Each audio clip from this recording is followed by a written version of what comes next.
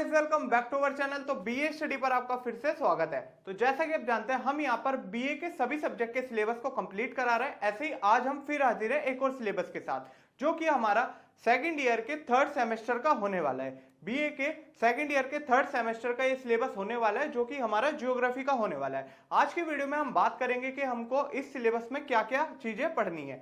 तो बिना किसी देरी किए चलिए स्टार्ट करते हैं। तो ये हमारा न्यू बैच स्टार्ट हो रहा है, आपको सब्सक्राइब कर लेना चाहिए ताकि आपको हर वीडियो की अपडेट जल्द से जल्द मिल सके। ठीक है, तो ये थर्ड सेमेस्टर का सिलेबस होने वाला है ज्योग्राफी का। इसके अंदर हम बात करेंगे हमारे एनवायरनमेंट की, इसी के साथ डिजास्टर को किस तरीके से मैनेज किया जाए यानी डिजास्टर मैनेजमेंट की, और क्लाइमेट चेंज की यानी कि पर्यावरण और आपदा प्रबंधन, और साथ ही साथ जलवायु परिवर्तन। ये पूरे सेमेस्टर के अंदर हम इसी को डिटेल में डिस्कस करने वाले हैं। इसके अलग अलग टॉपिक में इसको डिटेल में डिस्कस करेंगे। तो जैसा कि इसमें टोटल 8 यूनिट है ना, तो देखते हैं इसको हर यूनिट में क्या क्या चीजें हमको कवर करनी है। तो यूनिट 1 से स्टार्ट करते हैं। यूनिट 1 को हमको कुछ कॉन्सेप्ट्स को जानना है, जो हमारे एनवायरनमेंट के कुछ कॉन्सेप्ट्स होते हैं उनके बारे में जानेंगे, है ना।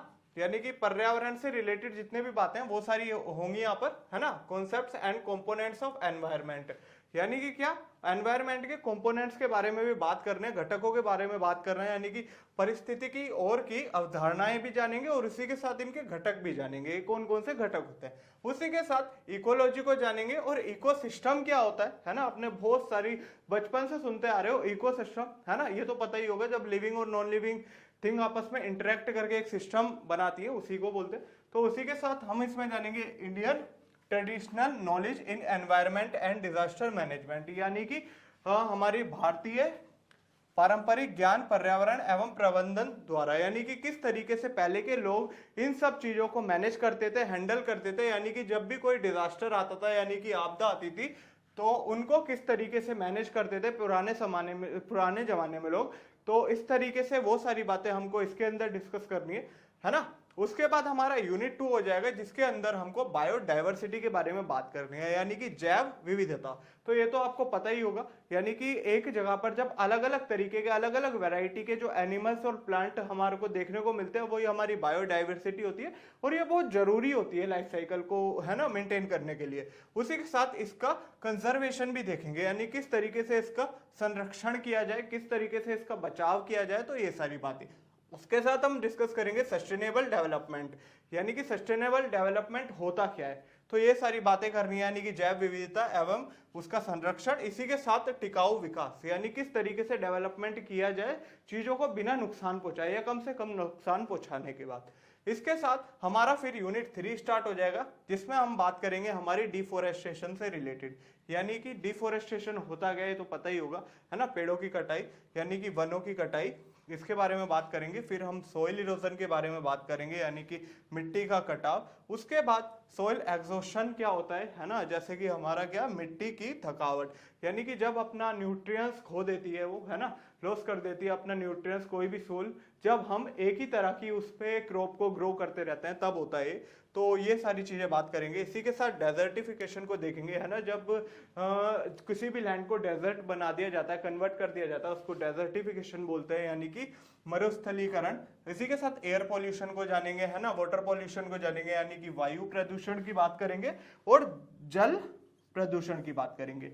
इसी के साथ इसका निपटान ठोस अपशिष्ट क्या होता है, यानी कि वाटर पॉल्यूशन में, इसमें हम जानेंगे कि वाटर पॉल्यूशन, तो वाटर पॉल्यूशन में डिस्पोजल ऑफ सॉलिड वेस्ट, यानी कि किस तरीके से हमारा वाटर पॉल्यूशन होता है, उसमें किस तरीके से डिपॉजिट होती है सॉलिड वेस्ट जो होता है हमारा, जो भी सॉलिड होती है जैसे कि कचरा वगैरह, चाहे वो फैक्ट्री से निकले या हाउस होल्ड से निकले, किसी भी घर वगैरह से निकले, किस तरीके से उनकी वजह से हमारे को वाटर पॉल्यूशन होता है। तो ये सारी बातें हमको इसके अंदर डिस्कस करनी है। उसके बाद हम बात करेंगे हमारे यूनिट 4 की, जिसमें हमें पढ़ना है हमारे गंगा एक्शन प्लान के बारे में। कि गंगा एक्शन प्लान कब चालू हुआ था, है ना, तो इसके बारे में पढ़ना है। यानी कि 14 जनवरी ये 1986 में स्टार्ट हुआ था, जो कि राजीव गांधी द्वारा इसके लॉन्च हुआ था, है ना। इसके बारे में बात करने, इसका क्या था कि पोल्यूशन से बचाना गंगा को, ये इसका मेन मोटो था। उसके साथ टाइगर प्रोजेक्ट की बात करनी है। टाइगर प्रोजेक्ट क्या था, इसमें हमें टाइगर को बचाना था। टाइगर हमारे लुप्त होते जा रहे थे, तो उसको बचाना था। ठीक है, ये 1 अप्रैल में आया था हमारा 1973 में। उसके बाद टहरी डैम के बारे में बात करनी है। उसी के साथ नर्मदा वैली प्रोजेक्ट क्या था, इसके बारे में भी बात करनी है। यानी कि गंगा कार्य योजना, उसी के साथ बाघ परियोजना और टहरी बांध और नर्मदा घाटी परियोजना, इन तीनों को हमें डिटेल में डिस्कस करना है। फिर हम जानेंगे हमारे यूनिट 5 में क्या है। तो यूनिट 5 में हम जानेंगे हमारे साइंस ऑफ क्लाइमेट चेंज, यानी कि क्लाइमेट के चेंज होने के पीछे की साइंस क्या है, इसको समझेंगे। यानी कि जलवायु परिवर्तन का विज्ञान क्या है, इसको जानेंगे। फिर हम समझेंगे हमारी जलवायु परिवर्तन को, यानी क्लाइमेट चेंज को फिर समझेंगे क्या होता है और किस तरीके से होता है। उसके बाद हम जानेंगे हमारे कुछ ग्रीन हाउस गैसेस को, ये आपने पहले भी पढ़ा होगा, ग्रीन हाउस गैसेस है ना, बचपन में ही पढ़ा होगा, इसको डीपली समझेंगे, अच्छे से समझेंगे। उसके बाद हम जानेंगे ग्लोबल वार्मिंग क्या होती है, तो पता ही होगी आप में से बहुत जनों को, है ना, जिसकी वजह से आज इतनी गर्मी हो रही है, तो ग्लोबल वार्मिंग को समझेंगे। उसके बाद हमारा यूनिट 6 स्टार्ट हो जाएगा, जिसके अंदर हमें ग्लोबल क्लाइमेटिक असेसमेंट, यानी कि क्लाइमेट चेंज को कौन कौन सी बॉडी है ऐसी जो इसको देखती है ना, और हम सब तक रिसर्च करके सारी बातें पहुंचाती है ना।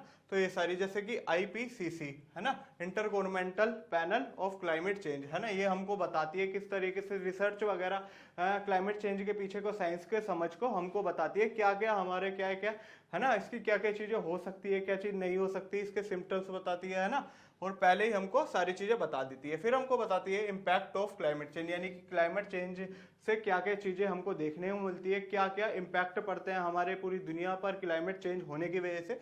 उसी के साथ हम जानेंगे नेशनल एक्शन प्लान, यानी कि नेशनल एक्शन प्लान कौन कौन से चलाए गए क्लाइमेट चेंज को लेकर, यानी कि राष्ट्रीय कार्य योजना कौन कौन सी चलाई गई है। उसके बाद यूनिट 7 स्टार्ट हो जाएगा, जिसमें हमें डिजास्टर हजार्ड्स को समझना है, रिस्क को, वल्नरेबिलिटी को समझना है, और इसी के साथ टाइप्स ऑफ डिजास्टर, यानी कितने तरह के डिजास्टर होते हैं उनको समझना है। देखो, आपदाएं को समझना है, कौन कौन सी आपदाएं होती है, उसके साथ खतरे क्या क्या हो सकते हैं, जोखिम क्या क्या हो सकता है ना, भेद्यता क्या हो सकती है ना। इसी के साथ इसके प्रकार को समझेंगे, कितने प्रकार के हमारी आपदाएं होती हैं उसको समझेंगे। उसके साथ आपदा प्रबंधन क्या होता है इसको भी जानेंगे। उसके साथ आपदा प्रबंधन चक्र, यानी कि डिजास्टर मैनेजमेंट साइकिल क्या होता है, इसको समझना है। उसके बाद हमारा यूनिट 8 स्टार्ट हो जाएगा, जिसमें हम सारे डिजास्टर को एक एक करके डीपली डिस्कस करने वाले हैं। जैसे कि हमारा फ्लड हो गया, ड्रोट हो गया, साइक्लोन यानी कि बाढ़, सूखा, चक्रवात, इनको एक एक करके क्या क्या कारणों की वजह से ये सारी चीजें आती है, जब ये आए तो हमको क्या क्या चीजें करना चाहिए, तो ये सारी बातें करेंगे, है ना। ऐसी अर्थक्वेक के बारे में, सुनामी, भूकंप, सुनामी, है ना, लैंडस्लाइड, भूस्खलन, इसी के साथ जो केमिकल और न्यूक्लियर डिजास्टर होते हैं उनको भी समझेंगे। और इसी के साथ हम जानेंगे कि हमको जब भी कोई आपदा आती है तो उस केस में हमको क्या करना चाहिए और क्या नहीं करना चाहिए। ठीक है, तो ये था हमारा ओवरऑल सिलेबस। किसका सिलेबस? ये ज्योग्राफी का सिलेबस था BA के 3rd सेमेस्टर का। तो एक एक करके हम इसको एक एक यूनिट को कवर करते रहेंगे। उसके लिए आपको करना क्या होगा, पहले तो आपको सब्सक्राइब करना होगा और बेल आइकन को जरूर प्रेस कर लेना है, जिससे आपको आने वाली हर वीडियो के अपडेट मिल सके। तो आज के लिए इतना ही, मिलते हैं आपसे अगली वीडियो में। Thank you so much.